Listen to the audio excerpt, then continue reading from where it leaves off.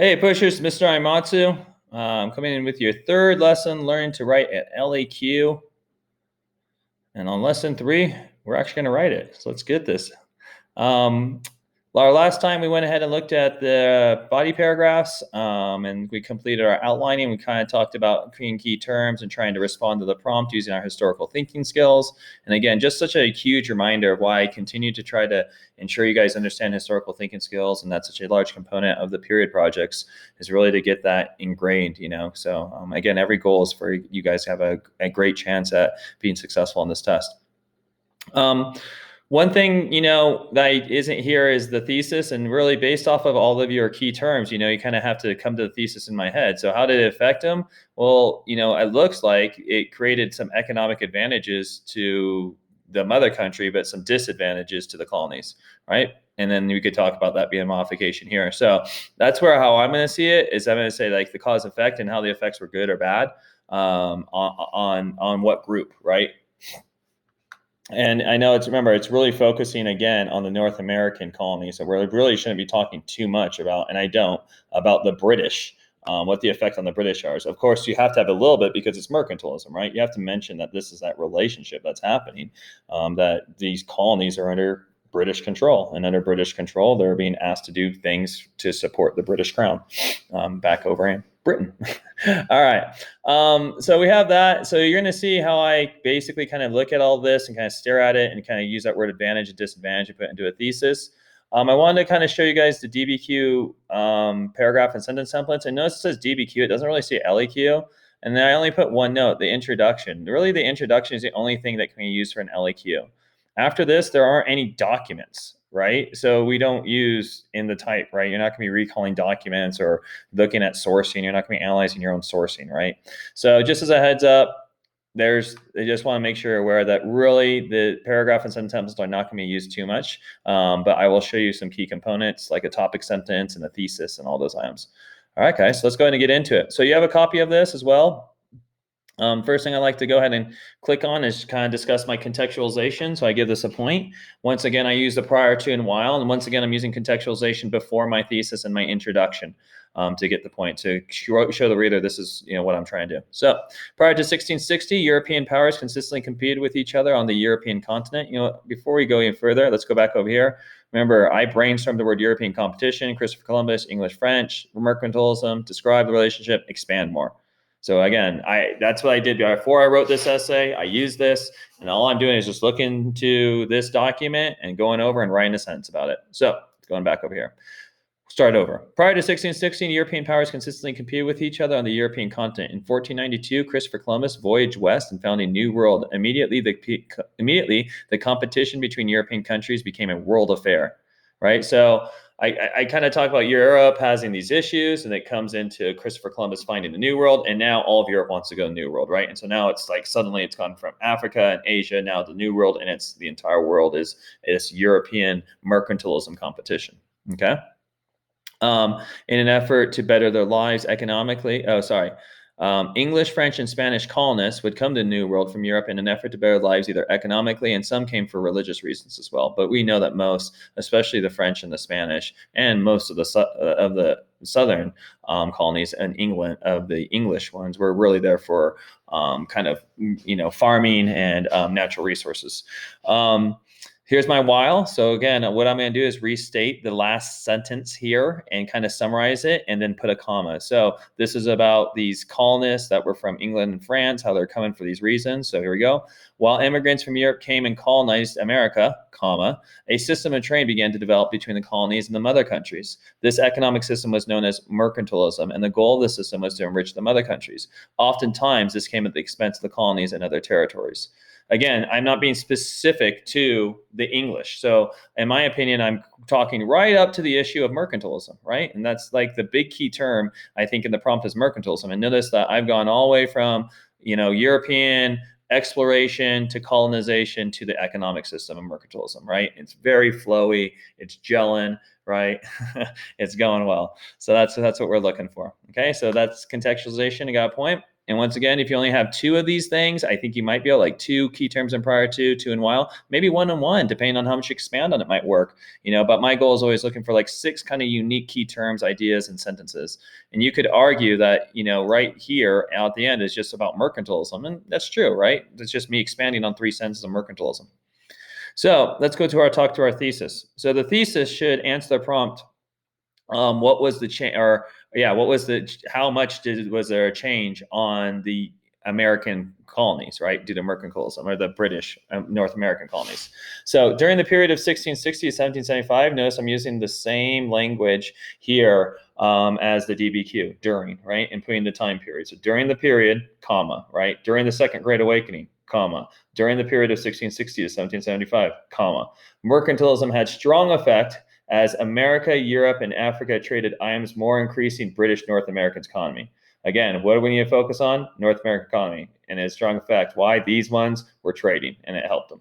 Okay, so I think this addresses the prompt. It doesn't really qualify or modify it, but it does address the prompt, right? It's relevant. This is one that the student is trying to show that they understand the historical thinking skill well, and they're trying to, again, corroborate, qualify, or modify. Corroborate, you guys could probably call this the word categorize, put them together. Qualify, to basically look at the unique qualities and kind of find similarities, differences. Sounds very similar to categorization, similar to corroboration. Modification is the one that's a little bit different. It's like all of this happened, but this is different, right? There's an exception to the rule. Like when you find something, like everything's working, but there's an exception to the rule. And that's what I do. I do a modification a little bit here. Okay. So let's read this thesis, and it should kind of have a little bit more of those qualities. Again, what we're looking for, historical thinking historical thinking skills being addressed now, and also this corroborate, qualify, and modify. During the period of 1660 to 1775, so they both start off the same, mercantilism fostered the change of an increasing British North American economy, however, hindered by British economic control and an introduction of a source of labor slaves. That was a result of the mercantile system of triangle trade. So you can see I'm being, and some of you guys might go, Mr. Ayamatsu, that's a little bit too specific. Well, I'm going to expand about the slave even more down here, but this isn't a DBQ. We can be a little bit more specific inside here. Okay, so let's kind of look at how this is a bit different for this advanced thesis. Mercantilism, we got to change, and here's the British economy. This is my change. This is my modification, right? However, something was different.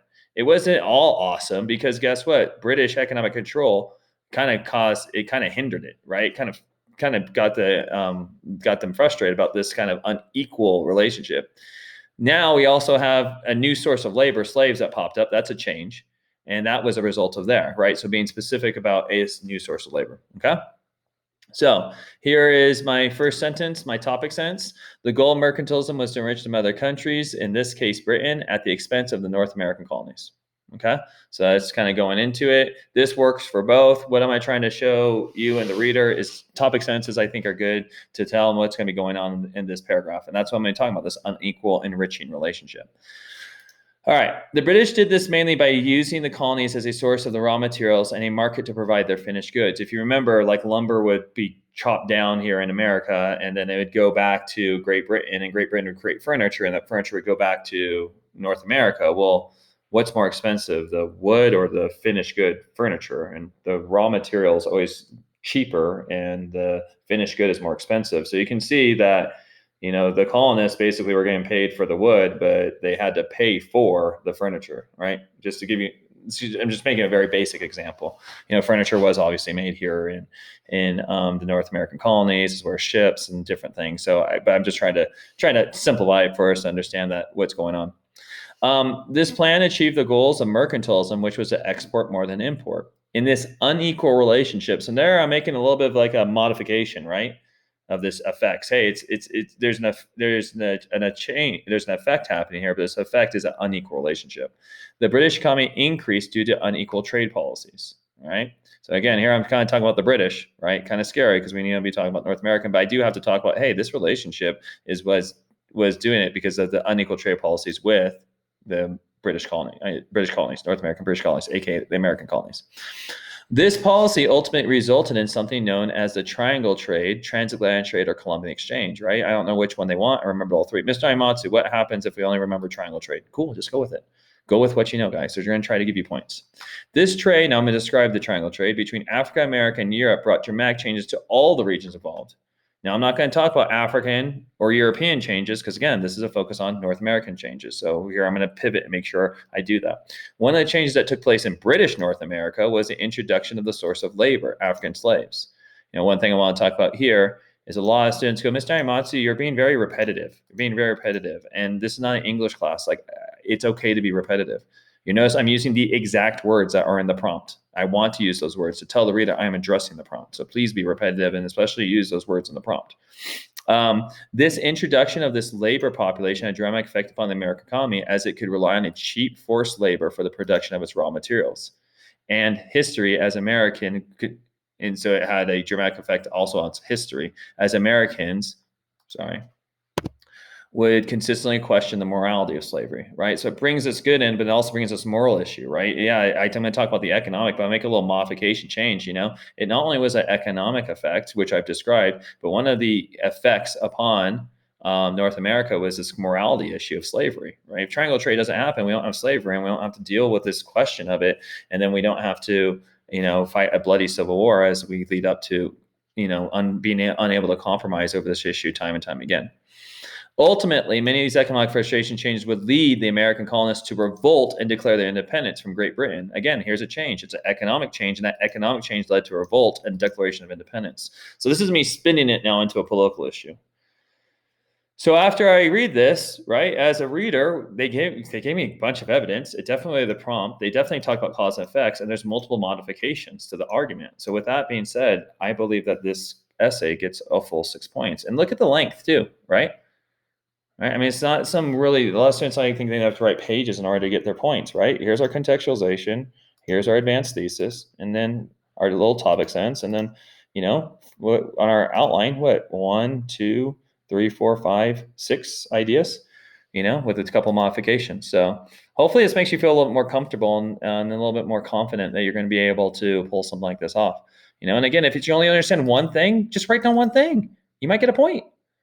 If you only know to do contextualization, okay, at least get a point, right? So again, like I think students sometimes they don't know like the topic and they just break down. Like you guys have multiple skills and multiple opportunities to earn points, even though you're totally lost about what it's asking, right? Just do your best. That's all we can ask. All right, guys. So hopefully this was helpful as we reviewed it. And we'll go into the next one. Next one's gonna be quite short because we spent so much time here. But I just want to have you guys pay attention about my LEQs and the relationship between my rubric for the LEQ and the relationship between that and the College Board rubric. So we'll spend a little bit more time into that. I didn't want to put that in the DBQ because I felt the DBQ spent so much time writing it that you wrote such a perfect one anyways. It's not that big of a deal. But when you go ahead and compare the rubric with my rubric and the writing, I think it'll help you understand looking at that rubric.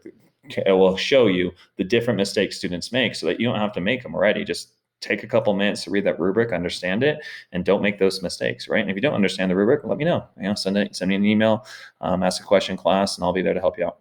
All right, guys. We'll see you in the next one, and we'll kind of review why this got that grade and kind of review my rubric like I just said. All right. See you in the next one. Bye.